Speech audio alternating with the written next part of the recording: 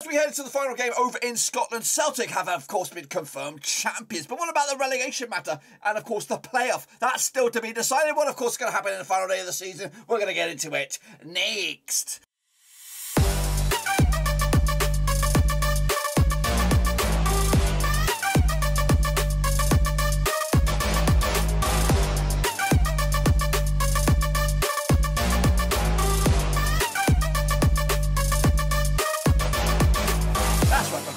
Prediction video today. We are looking forward to the 38th, aka the last game of the Scottish Premiership season, and we'll get to that in just one second. If you know where you've been, smash your subscribe to keep banging to all things Scottish football related, Blackburn Rose related, world football related. We finally come here to the end of the bloody season. What a long old season it's been here.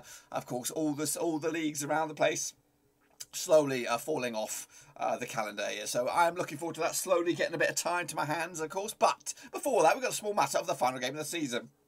What's going to happen? We'll take a look at it, all of it in a minute. Of course, big shout out to my VRPs. They are the patrons, guys. But anyway, let's, of course, revisit the games that did happen this midweek. Of course, these games are coming at you tomorrow, though. So we've got to get in there nice and fast. So here we go, then. What's gone wrong with Hibs? Absolute shit show for them.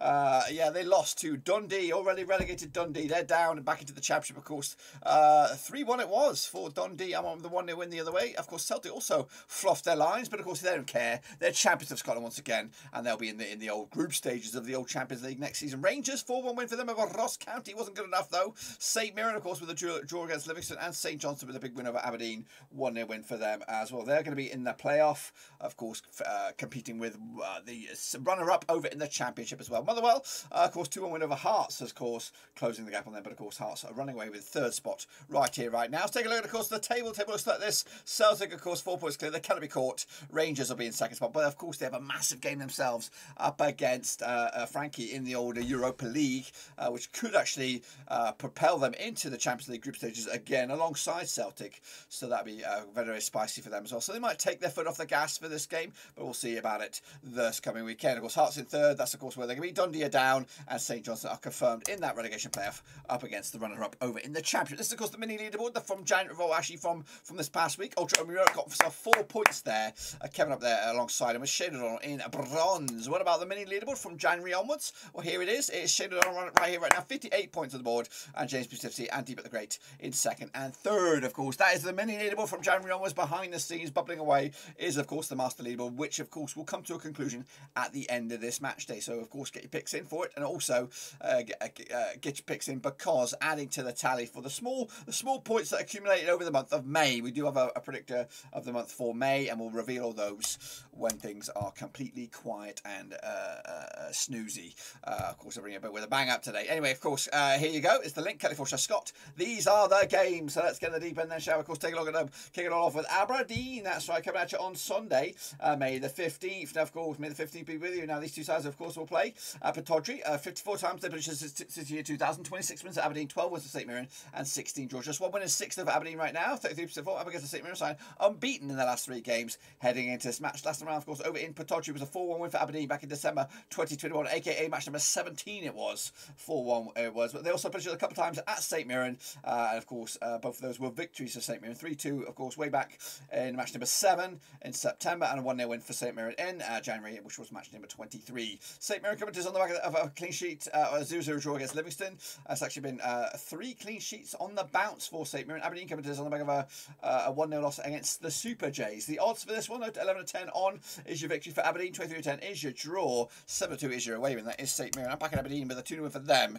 Of course, they are in the bottom half of the table, but a win for them, they could actually leapfrog above St Mirren up to second in that relegation group. Of course, me with Hibs up against St Johnstone, of course, who are they're not going to move, of course. But Hibs could actually finish as high as second in that relegation group with a win here today. Of course, they two sides played each other 51 times. Since 1987, 17 wins for Hibs, 19 wins for St Johnstone, and 15 draws. Just 1 win and 6 for Hibs right now, 25% form up against the St Johnstone side. 1-2, lost to and drawn to over the last 6. 50% form for Callum Davidson's side. Of course, last time though, over at Easter Road, it was a 0-0 draw back in March 2022. The reverse fixture, of course, at St Johnstone with Dermot Parr was a 2-1 for Hibs back back in November. They also played to the way back in match number 7, also at Easter Road. It was a 1-0 for Hibs back in September as well. Meanwhile, kicking it forward, Hibs did lose to Dundee last month, just with a 1-0 win over Aberdeen. That's right.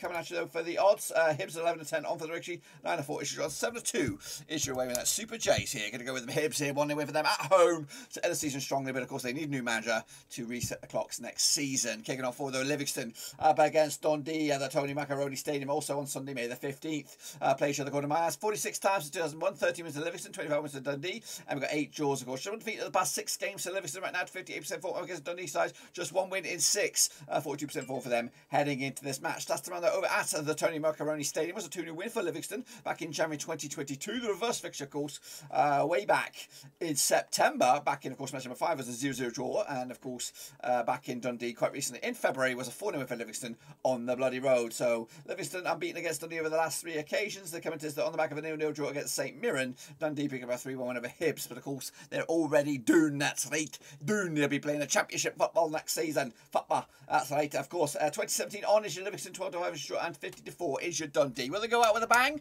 No, 1-1 draw in the end, which of course will not really benefit anybody. Honestly, I think that point will secure the top half and the bottom half for Livingston on this one. Kicking forward into the top half we go. Celtic, of course, aka champions, will take on Motherwell over at Celtic Park on Saturday, May the 14th. Be with you.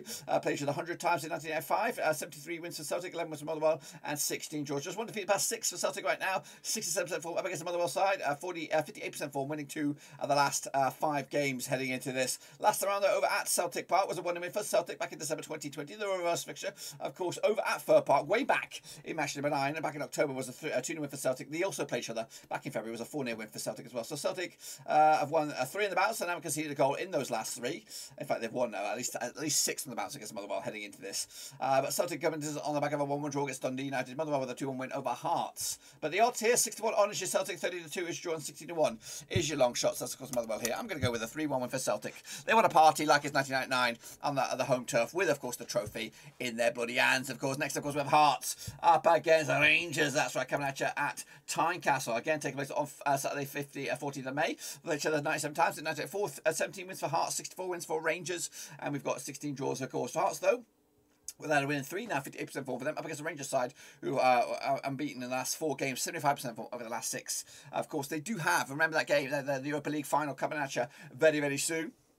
The last time these two sides played each other at Tynecastle was a 2-0 win for Rangers back in December 2021. Of course, that was back in match number 18. They also played each other a couple of times at Ibrox, and it was a 1-1 draw back in October and a 5-0 win back in February as well. So Rangers unbeaten against Hearts over the last couple of occasions, back-to-back clean sheets as well. Meanwhile, Rangers coming to on the back of that 4-1 over Ross County. Hearts with a 2-1 loss against Motherwell on this. The odds for this one, of course, 21-10 is your Hearts, 11-4 is your draw, 6-5 is your away win. It is Rangers. I think I'm going with a bit of a banana skin here. I'm going with a 2-2 draw in the end. I think Rangers will take the foot off the gas a little bit, and of course play some reserves. Looking forward to that Europa League final up against Frankfurt, which of course will have a bigger implications for the season next time around for Rangers. Then wrap it up is Ross County, of course, up against Dundee United. Both of these two sides finishing in the top half of the table. Played each other 33 times 2007, 8 wins for Ross County, 20 wins for Dundee United, and 5 draws. Of course, just 1 win in 6 for Ross County right now, 33% form for them. Up against Dundee United side, also just 1 win in 6 for them, 42% form heading into this match as well. Last time around, over at Ross County was a 1-1 draw back in November 2021. The reverse fixture, of course, a 2-1 win for Dundee United over at Tannadice way back in, of course, January 2022. They also played the way back at the start of the season back in in October, match number 8. It was a 1-0 for Dundee United as well. So Dundee United against Ross County. Dundee have actually unbeaten over the last 3 occasions.